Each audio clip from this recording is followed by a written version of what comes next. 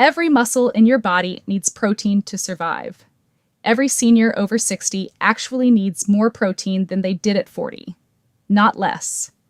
But here's what most doctors don't have time to explain in a 15-minute appointment. Every single gram of protein your kidneys process leaves a waste product behind. And when your kidneys are already struggling, they can't clear that waste fast enough. So what happens? It builds up in your blood.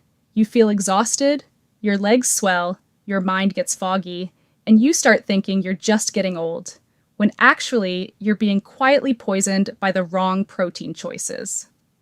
I'm Grace Wells. I work specifically with older adults managing kidney disease and diabetes, and I've spent years sitting across from patients who were genuinely trying to eat healthy, chicken, beans, protein shakes, and accidentally making things worse.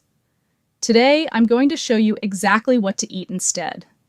4 proteins that are safe for your kidneys, practical for your kitchen, and actually satisfying. And 6 that you need to pull off your plate, some of which might genuinely surprise you. Stay with me through the full list, because number 3 is the one most people completely miss, and it might be the most important one for you. Let's start with what's actually happening inside your body, because once you understand this, everything else makes sense. Your kidneys filter your blood, all of it, about 30 times a day. When you eat protein, your body breaks it down into amino acids and uses them. But protein metabolism always leaves behind nitrogen waste. The main one is called urea. Healthy kidneys flush urea out through urine without any problem. But in chronic kidney disease, especially stage 3 and beyond, the filtering capacity drops. Urea accumulates. And that's when the symptoms start creeping in. Here's the thing though, it's not just how much protein you eat, it's the type. Some proteins produce far less metabolic waste per gram. They're absorbed more efficiently. They put a fraction of the pressure on your kidneys compared to others. That's exactly what we're working with today. The first protein I want you to know about is egg whites, not the whole egg, the white. Egg white has what we call the highest biological value of any food protein, meaning your body uses almost all of it and very little gets left over as waste. That's the dream for a struggling kidney. One large egg white gives you about 3.5 grams of protein, almost no phosphorus, no potassium to speak of, and the sodium is negligible. The way you prepare this matters more than you might think. Boiled, poached, or scrambled without salt, all fine. What you want to avoid is adding processed cheese, cured meats, or heavy seasoning, because those additions can completely undo the benefit. A practical starting point, 2 to 3 egg whites in the morning, mixed with herbs, cooked in a tiny bit of olive oil. Simple, filling, and your kidneys will handle it with almost no effort. The second protein is white fish, and I want to be specific here because not all fish is equal for kidney patients. Tilapia, cod, and bass are where I'd start you. These are what we call low phosphorus, low potassium fish, which makes them a genuinely rare combination in the protein world. You also get omega-3 fatty acids, which actually support kidney function over time by reducing inflammation. A 3-ounce portion, about the size of your palm, gives you roughly 21 grams of high-quality protein. Here's the preparation rule. Bake it, steam it, or poach it. No added salt, no breading, no soy sauce, lemon juice, fresh herbs, a little garlic. That's your flavor profile. I know some of you are thinking, I don't like fish. I hear that a lot. But tilapia especially has almost no fishy flavor when it's fresh. It takes on whatever you season it with. It's genuinely worth trying again if it's been a while. Now, number 3, this is the one I mentioned earlier, and I want you to hear this carefully, especially if you've been told to avoid plant proteins. Tofu and tempeh. For decades, the kidney nutrition guidance was avoid plant proteins because of potassium and phosphorus. And for some high-stage patients, that's still partially true. but the research has shifted significantly.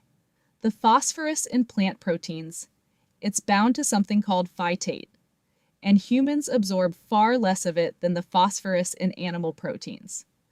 So even though the label says it contains phosphorus, your kidneys actually see much less of it. For stage 3 CKD, which is where a large portion of my viewers are, tofu and tempeh are not just safe. They may actually be protective. Half a cup of firm tofu, about 10 grams of protein, low phosphorus load, and no cholesterol. Tempeh is fermented, which adds gut health benefits on top of everything else. Cube the tofu, bake it at 400 degrees until it's firm, and use it the way you'd use chicken. The texture changes completely when it's baked. Most people who say they don't like tofu have only ever had it soft and unseasoned. If your doctor has told you specifically to limit potassium, check with your dietitian before making this a daily staple. But for most people watching this, tofu is something you should genuinely be eating more of. Fourth, and this one most of you already have in your kitchen, skinless chicken breast. White meat chicken, no skin, prepared correctly, is one of the most kidney-friendly animal proteins available. 3 ounces gives you about 26 grams of protein, moderate phosphorus, lower than red meat, lower than organ meats, lower than most processed proteins. The critical word here is prepared correctly. No rotisserie chicken from the grocery store. Those are injected with sodium brine. No seasoning packets. No store marinades. You want fresh chicken breasts that you cook yourself. Poached is actually the best method for kidney patients, not grilled or roasted. When you poach chicken, simmer it in plain water. Some of the potassium and phosphorus actually leach out into the cooking water. You discard the water, and what you eat has a lower mineral load. That's a technique very few people know about, and it genuinely makes a difference in your lab numbers over time. Now let's talk about what you need to stop eating. I know this part is harder, but you came here for the truth, not just the comfortable version.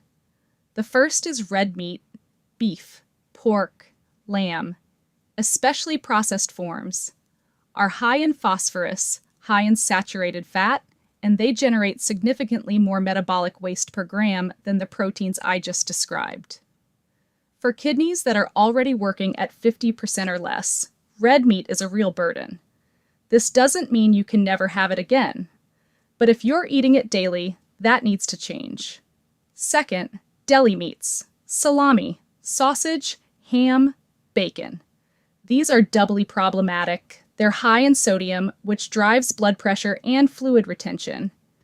And they contain added phosphate preservatives, not natural phosphorus, but synthetic phosphates that your body absorbs at nearly 100%. That number is not a typo. Almost all of it goes straight into your bloodstream. If you read the ingredient label and see anything with phosphate in the name, put it back. Third, and this is the one that surprises people most often, dry beans and lentils. I know, they're plant-based, they're natural, they sound like health food. And for people with healthy kidneys, they absolutely are. But beans and lentils are high in both potassium and phosphorus. And because they're consumed in large portions, a full cup at a time, the kidney load adds up faster than most people realize. This doesn't mean they're permanently off the table for everyone. But in moderate to advanced CKD, they need to come out or be dramatically reduced until you're working closely with a renal dietitian who can calculate your specific limits. Fourth, protein powders and shakes. I understand the appeal. Easy, quick, feels like you're doing something healthy, but these are concentrated protein loads, sometimes 30 to 50 grams in a single serving. And that's a significant surge of metabolic work for kidneys that are already compromised. Some of them also contain added phosphorus and potassium for nutritional completeness, the exact opposite of what you need. If you're using protein powder every day, I'd ask you to reconsider. Food-based protein is genuinely better for kidney patients. Slower absorption, lower peak waste load. Fifth, organ meats. Liver, kidney, heart. These are among the highest phosphorus and purine-containing foods available. Even small amounts can meaningfully affect uric acid and phosphorus levels. If you have a cultural or personal attachment to these foods, talk to your dietitian about frequency and portion, but for most kidney patients, they should be rare or absent. Sixth, shellfish, shrimp, crab, lobster, clams. High phosphorus and often prepared with high sodium seasonings that make the situation worse. The occasional small portion may be fine for earlier stage patients, but for regular eating, they're not the right choice. Let me give you something concrete to take away from this. If you weigh 154 pounds, that's 70 kilograms, and your doctor has put you on a moderate protein restriction, you're likely looking at around 0.6 to 0.8 grams of protein per kilogram of body weight per day. At 0.6, that's 42 grams of protein across the whole day. What does 42 grams look like in real food? 2 egg whites at breakfast, 7 grams, 3 ounces of baked cod at lunch, 21 grams, 2 ounces of poached chicken at dinner, 14 grams. That's 42. That's your day. And notice, it doesn't feel like deprivation. It's real food, it's satisfying, and your kidneys can handle it. That's the framework. You adjust the portions based on your specific numbers, your stage, your labs. But now you understand the logic behind it. One more thing before I let you go. If this has been useful to you, and I mean genuinely useful, not just interesting, I want you to think about someone in your life who might need to hear this. A parent, a spouse, a friend who was just diagnosed and doesn't know where to start. Share this with them. Not because it helps the channel, because it might help them make a better decision at the grocery store this week. That's worth something real. And if you have a question about your specific situation, your stage, your labs, something your doctor said that confused you, leave it in the comments. I read through them. Sometimes I build entire future videos based on what comes up there. If you're wondering something, I can almost guarantee someone else is wondering the same thing. Next Tuesday, I'm coming back with something very specific, the only grocery list a Stage 3 CKD senior actually needs. Not a general healthy eating guide, not vague recommendations. A real item-by-item list. Proteins, vegetables, grains, condiments, with the amounts and the reasoning behind every single choice. If you're managing Stage 3 or caring for someone who is, that video is going to be worth your time. I'll see you then.